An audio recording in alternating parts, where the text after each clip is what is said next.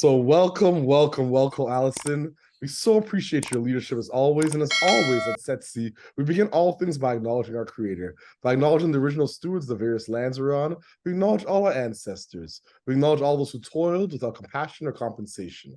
We acknowledge all our elders and community stalwarts whose shoulders we stand on as we build, share, and learn together for our liberation and sovereignty. So, Allyson, can you please share with our listeners and viewers a bit about your background and your remarkable work? Yes, I'd be happy to. And thank you for that acknowledgement and for the generous welcome. It's always a pleasure to have a conversation with you, Victor. So thank you also for inviting me to speak with you today. So my name is Allyson Hewitt, and I'm currently the president and CEO of Enactus Canada.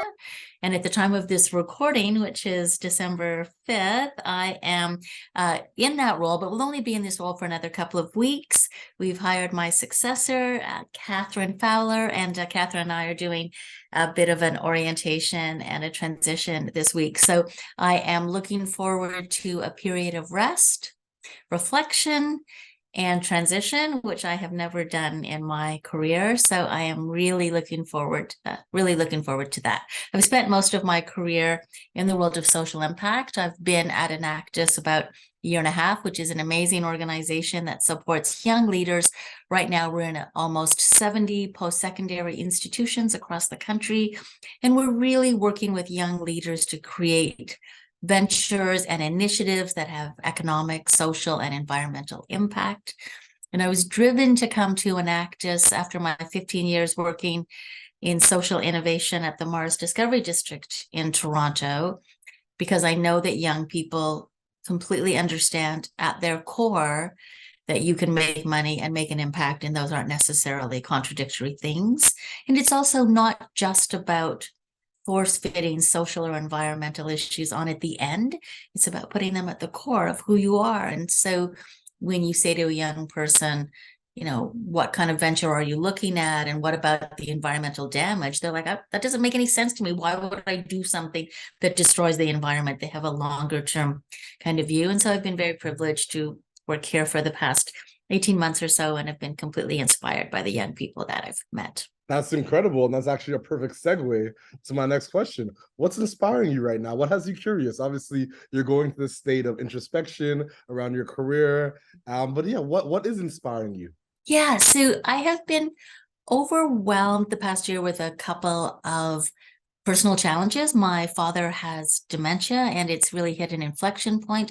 My mom passed away a couple of years ago, and of course she was able to support and manage, and I don't think we knew the extent of the illness. And now that she's gone, we've been dealing with that. And I have lots of friends who are looking after parents. We talk a lot about looking after our kids, but in that sandwich generation, still supporting our children, even though they're in their teens or 20s, and all of the challenges that they're facing, but also supporting aging parents and dealing with the healthcare system. And I'm finding dementia particularly challenging to deal with. My dad was my hero in lots of ways. I was very fortunate to have a dad who offered unconditional love, which is such an amazing gift. And I always appreciated that about him. And so to see him struggle like this has been very hard. My husband also had some health challenges, and it really forced me to rethink whether or not I wanted to run an organization. And being president and CEO of a nonprofit, and Victor, you will understand this, is not an easy job. And it demands a lot. And for people like us who are passionate and thrilled to be passionate about our work, it can take a heavy price. And one has to be very careful to look after themselves. And unfortunately, my skill set, I'm not great at that. And when other people need, and they inspire me because they are my family. And so I have really had to stop and to pause and think about where I can have the greatest impact. And I was a very young, like you, I was a very young executive director and founder. And, I ran a youth shelter in Toronto called Youth Without Shelter. It was the first suburban youth shelter. And we used to call them the kids, who were 16 to 24. And I was 26 when I started. And I've been taking on these leadership roles in nonprofits and social innovation for a very long time. And I'm tired. And I recognize that it's taken a cost. And so it is really time for me to stop and reflect and understand where I can be impactful and let other people who have the energy to do this work create space for them. And I think it's something that I've encouraged people of my generation to do, which is think about how you're creating space for those that are coming right along with us. I've always believed in lifting as you climb. And so I think there's a great group of folks ready to take on leadership of these organizations.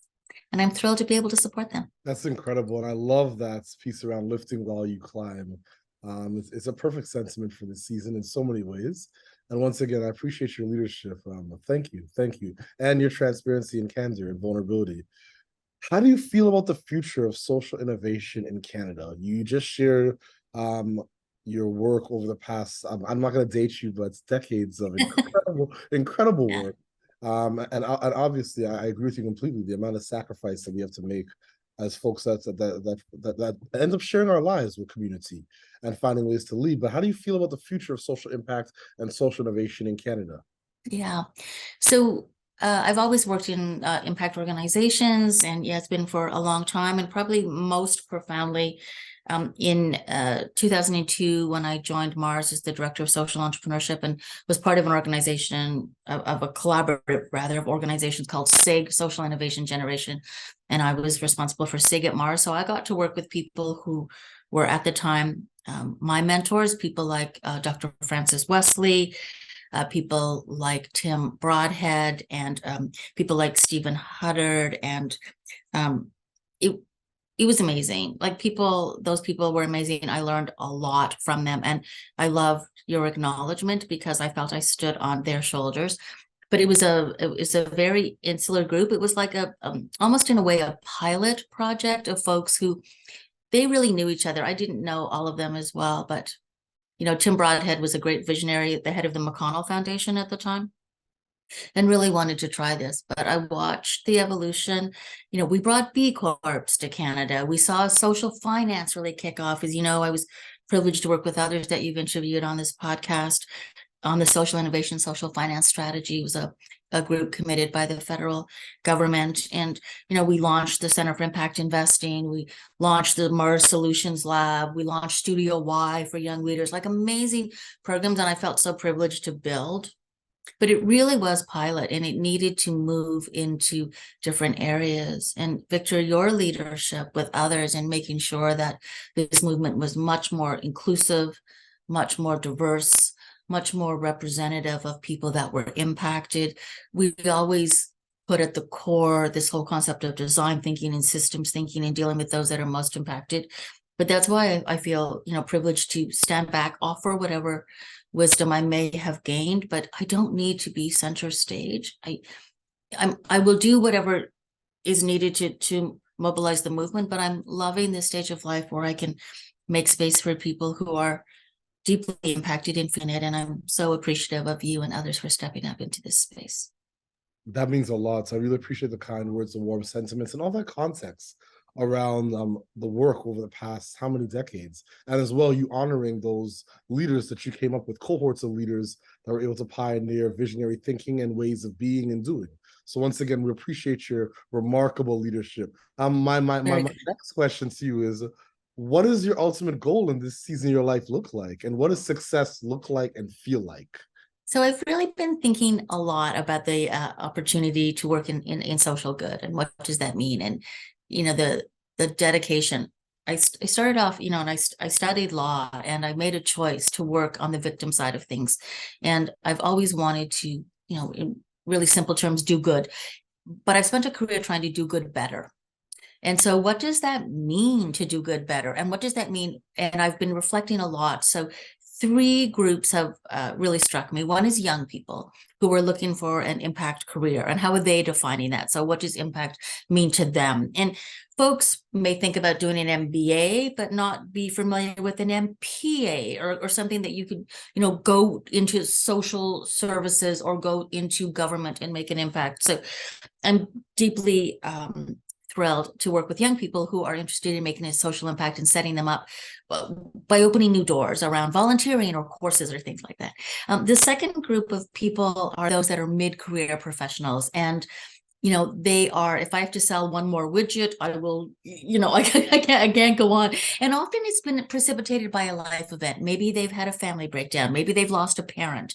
Something has happened in their life and they're like, oh, there's got to be more than this. COVID opened up, that opportunity. There's got to be more to life. I cannot just sit and look at a screen all day long, right? I mean, it's really opened up opportunities for people to think more profoundly about legacy and how they do good and how they do good better. And the third group are people like myself who are reinventing retirement. They know that they have a lot to offer the world and they still need to take some time for themselves and travel and do whatever it may be, but they don't want to just do that. And so how do we reinvent retirement that recognizes the skills that folks have and enables them to come back and help others do good and do good better? So that's what I'm really excited about. It's understanding those transition points, understanding what the literature says, understand people's lived experience. I've often talked about how people need to transition among sectors so they can speak the language of different sectors. I believe to solve our most complex challenges, we do need to engage those with lived experience and also those in government and in corporate and in nonprofits and get really the different experiences and create spaces for those folks to come together. The problem is we often speak very different languages. So what's the role of that broker, that knowledge translator? And I'm interested in how people have transitioned between those sectors. What's that been like for them? How has that worked? So, Victor, I'm going to exercise my curiosity and I'm going to have wonderful conversations like you've been doing with folks. And I'm hoping to follow up with you and anybody else that would like to chat with me about any kind of life transitions that they've made and how did they do good through that? What are they teaching their children about what it means to do good better? And for some, that will be faith-based, and for others, it'll be social sector-based. And I'm looking forward to reflecting and then maybe writing and maybe podcasting, maybe blogging, all of that. I really don't know, short form video, whatever it takes. I just want to do things that I'm now going to be able to take a little bit of time to do and figure it out and hopefully share some of that wisdom. That's remarkable and balanced and temperate and sounds exciting to be honest with you. So, Yeah, especially that piece around reinventing retirement.